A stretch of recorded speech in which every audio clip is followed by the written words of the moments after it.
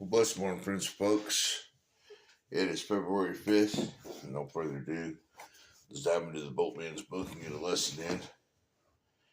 I still can't post on live on Facebook, so here we are. Gotta do the old school way.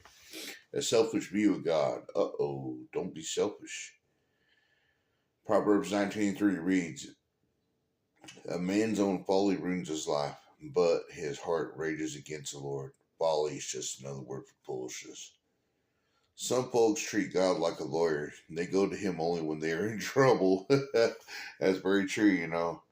You should go to him when you're in times of trouble, but you also come to him when you're enjoying a time of peace, you know.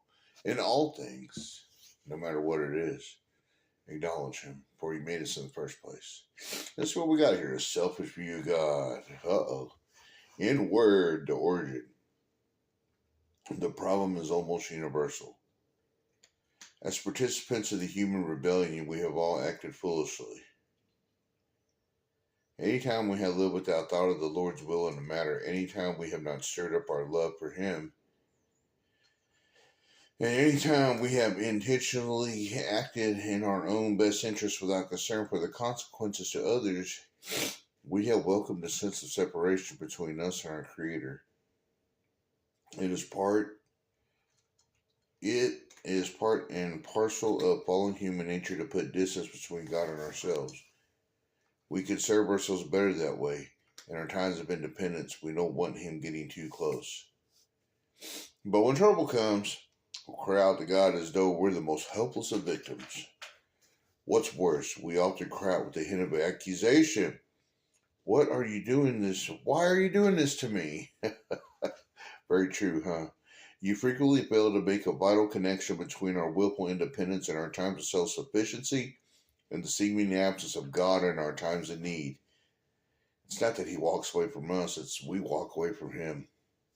It doesn't occur to us that when we keep God on the periphery of our lives, once again, periphery, you can see Him on the side. You're not focused straight on Him. You're putting Him to the side so you can focus straight on yourself. Whatever the flesh hears, sees, smells, feels, you know. It doesn't occur to us that when we keep God on the periphery of our lives, we have no business accusing Him of not being there for us when we need Him. Proverbs calls us folly. It is utter foolishness to set ourselves up as self-directed people when times are easy, get ourselves into trouble, and then appeal to God's fatherly obligations. But we inherited foolishness in the fall. We are genetically prone to want to convenient God who is there when we need Him and will leave us alone when we don't.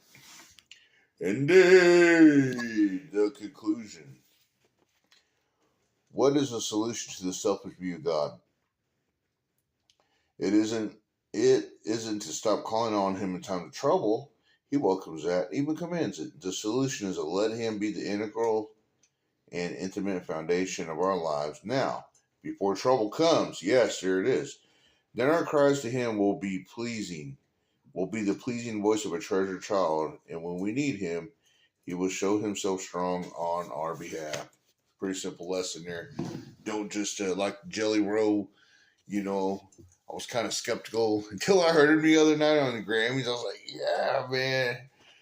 And that was awesome how he just used that platform to glorify the name of the Most High God that saved him.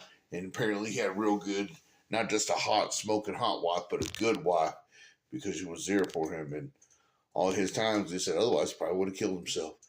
But the Lord, He don't command you to kill yourself. He wants you to be healed, redeemed, and restored, not by your ways, but by His ways higher than all ways. And that's why Jelly Roll, man, what he had to say, that hit on the head, man. He don't got no selfish view of God. So one song he's got, he goes, I only go to God when I need Him or something like that. You know what song I'm talking about? Well, his view has changed now. I wonder, I haven't really listened to his music lately, but I wonder how much his music has changed since he's got a relationship with the Most High God. Bless your iron journey. Don't have a selfish view of the Lord. Swing that sword with all you have and know you can march more than a conqueror. Adios.